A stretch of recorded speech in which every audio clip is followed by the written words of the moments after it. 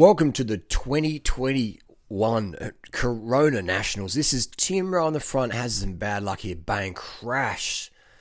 He was doing really, really well. Definitely a favourite, one of the stronger riders in this last group of, it looks like 9 riders. Let's do a slow-mo. Timro having some bad luck there. His bike, okay. Rim brake bike, just maybe, if you're not crashing, you ain't going hard enough. This is how hard you got to go.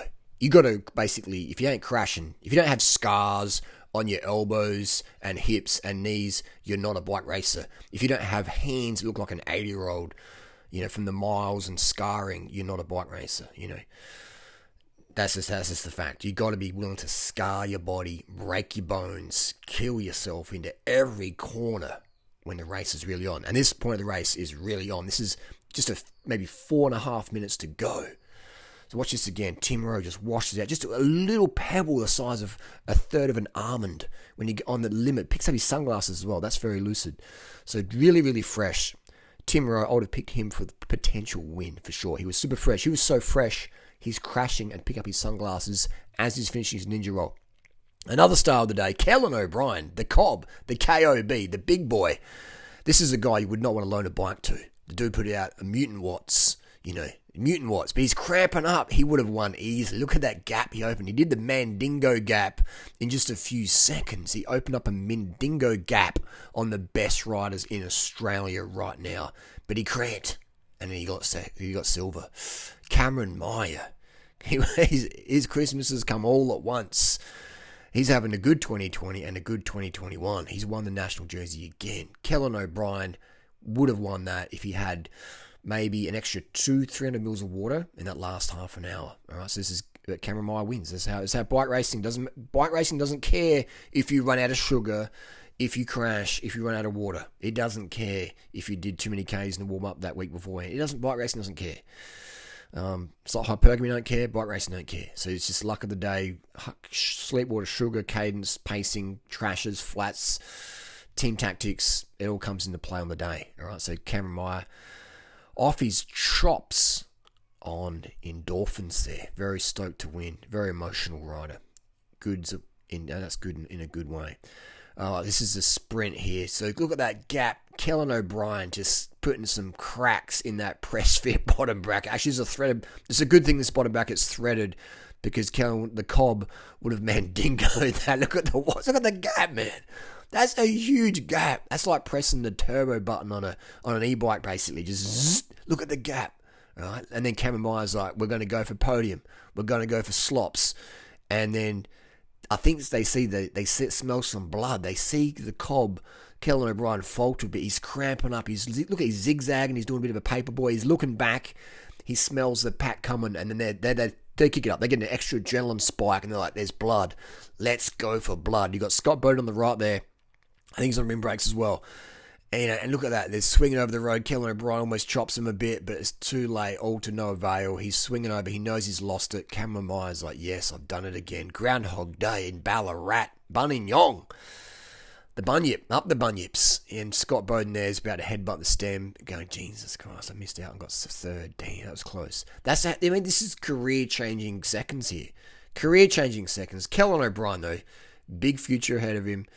All these riders in this final 10, from Timro out the back, had the bad luck with the crash. Chris Harper as well, I think he was 11th. Also an evergreen national rider there. So you just, rim brakes there, and the Sapura rider, just, luck of the day, bad luck of the day. Cameron Meyer, kept going. That's what I mean, the race ain't over until that keto KFC fat lady sings, all right? It ain't over. You just always got to keep punching to the line all the way, balls deep, until you cross the line, because you never know what's going to happen. Someone might cramp. They didn't drink enough water. They didn't have enough gels or sugars. Someone chain slip. You just never know. All the way, balls deep. All right, let's do a race analysis now. How could the Cob, the big Cob, how could he have won this? All right, let's go straight over the bicycle. We know he didn't drink enough water. Oh man, that was so close, wasn't it? If he had a 6.8 kilo bike, it would have been enough. The gap was so small. Cameron Meyer's on a heavy bike. If the Cob had a 6.8 kilo tarmac with some rim brakes, he would have won. Right, that's just a fact. That's just a fact. That level of momentum for the bike throw, throw a 6.8 kilo bike versus a disc brake bike it's like you're throwing a 40 kilo girlfriend on the bed versus a 50 kilo girlfriend. It's a big difference, all right? And it's just, look at that. It's after 4 hours, 40 minutes of racing, it's going to be those marginal gains. So Kellen, if you had a lighter bike, he would have won. Did he deserve to win? Whoever deserves to win that's lady luck. But I would say Kellen O'Brien, one of the strongest riders of the day. That surge at the end, no one had to answer for that. And the fact that riders could spin off each other, Nick White, etc. Yeah, and Kellen cramped, he got it back. Tim Rowe was very strong though, to be able to have the crash, pick up his sunglasses like he worked part-time at Sunglass Hut, and get back on the group with just a few minutes to go. So Tim Rowe, I would say as well, him and Kellen O'Brien demonstrated strongest riders in that last finale from a physiological perspective. Tim obviously having the bad luck with the crash, but it seems like he had everything else going on good. They had the super lightweight bike, the rim brakes, everything. Had the mentality was going to fight to the line, had a crash, bad luck.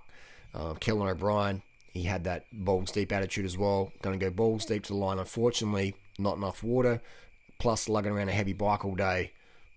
So this is where I have an issue with sponsored riders being forced to ride product that affects their career, but also pays their career as well, because Specialized want to sell bikes, or Bianchi or whoever, and so someone like Kellen, he doesn't have a choice. You got to, and this goes for a lot of riders. You don't have a choice of what you ride. So if the sponsor says we want you to ride a heavy, sluggish bike because we've got to sell, make budget to sell bikes to fat barristers or wherever, accountants, then you got to do that. So, but definitely, if Kellen O'Brien, the Cobb, had a 6.8 kilo bike, would have won. But that's not how it is. This is bike racing. This is sponsorship. This is reality. Okay, this is how it is. I'm just talking from a marginal gains perspective. I can talk freely. Obviously, SBS, other commentators can't talk freely. That's fair enough. Everyone's got a job or whatever. And it's all good. But yeah, that's the name of the game. So Kellen O'Brien, though, he'll be back. Luke Platt, I had some money on him. I thought he would do good today, but maybe the long distance was a bit too much for a 20-year-old. Maybe he needs a couple more years to mature those legs. That's fair enough. He did a fantastic time trial ride. But yeah, who knows? But then again, we don't see the crashes. We don't see the spare wheel changes are slow because there's a disc brake. We don't see those things. We don't see people miss the brake, or someone gets caught out of the toilet stop. We don't see those things. So in cycling, there's so many facets there that determine a win. In running, my sport, running marathons, it's pretty much the fastest person wins every time. But in bike racing, you got teammates, you got tactics, you got so many things that can really play your way or play against you on any given day. So there you go there.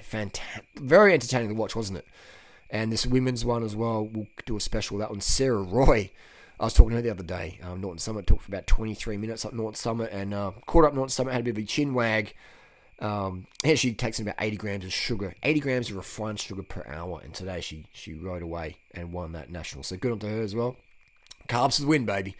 Sleep, water, sugar, cadence, tactics, pacing, self-belief, and a bit of lady luck. And hopefully a 6.8 kilo rim brake bike as well, if you can have that freedom. Otherwise, that's the Nationals done and dusted. What a weekend of racing there. Fantastic. You got any comments or questions? Hit up down below. I've got this new mic. Things are good.